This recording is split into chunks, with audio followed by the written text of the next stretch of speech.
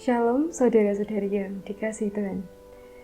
Bersama saya kembali di sini kita akan mengulas lebih dalam tentang penciptaan.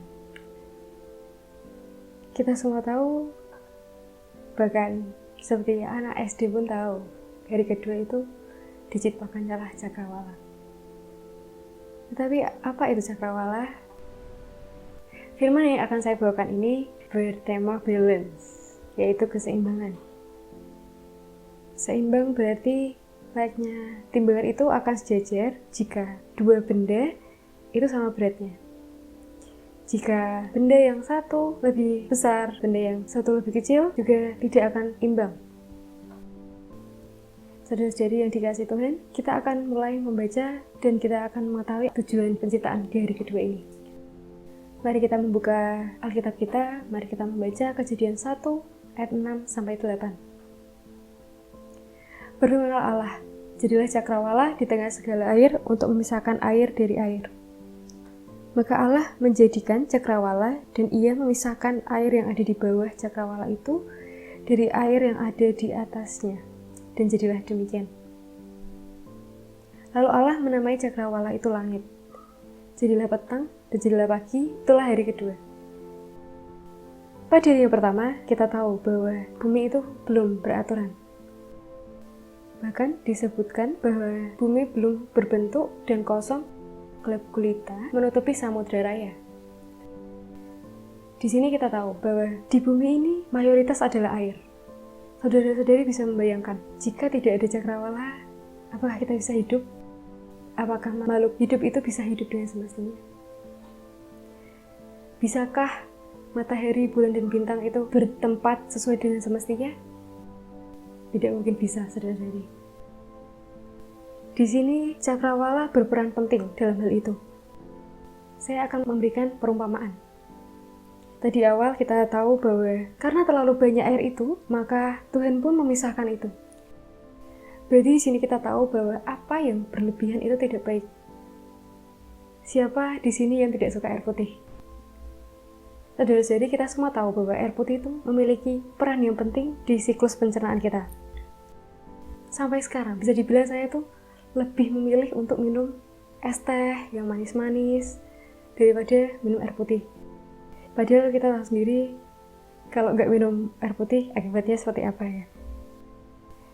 Namun ternyata terlalu banyak minum air putih juga kurang baik. Sel-sel tubuh itu akan membengkak, bahkan bisa membuat ginjal kita itu terbebani. Saya pun mengetahui fakta ini terkejut. Dari dulu kita diberi arahan bahwa ayo minum air putih, banyak. Nah, ternyata minum air putih itu juga ada porsinya. Seperti halnya air yang terlalu banyak tadi. Air yang terlalu banyak itu pasti akan menyebabkan musibah. Hujan terlalu banyak, kita bisa terkena banjir. Air laut yang terlalu naik bahkan bisa menyebabkan tsunami. Karena itulah sesuatu hal yang di bumi ini harus balance, harus seimbang. Kita sebagai makhluk hidup juga harus hidup dengan baik, hidup dengan seimbang, karena apa yang berlebihan itu pasti ujung-ujungnya gak baik juga. Seperti halnya jika kita meminta sesuatu berkat kepada Tuhan. Kita sudah meminta dan terus meminta, tapi Tuhan tidak memberikan kepada kita. Itu bukan berarti Tuhan tidak sayang kita, ataupun berarti Tuhan itu tutup mata akan hal itu. Tetapi itu artinya Tuhan itu sudah memberikan berkat yang cukup, dan berkat itu bakal kita dapatkan di suatu saat nanti.